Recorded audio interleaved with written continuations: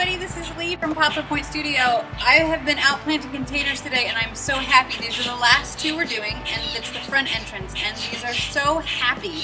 These sunflower, I was not planning to use them here, but we went with the sort of yellow and purple combination and I saw them in the greenhouse this morning and I said I can't leave without them, just in case. And I'm very happy that that's what I did. So we've got yellow sunflower as our thriller, we've got white osteosperm as the filler plant, and then we've got a couple of things that spill a little bit more, purple calibrachoa and a yellow wave petunia.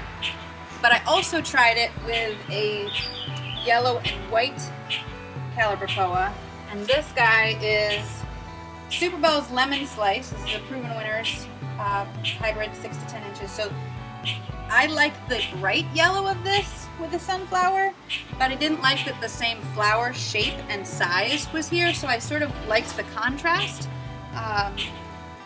But we'll see. I think that one's gonna win, so I'll plant them up quick and see what I like, but I just like this sort of simple yellow and white and purple mix together. It's a nice welcome, especially since the front door is purple.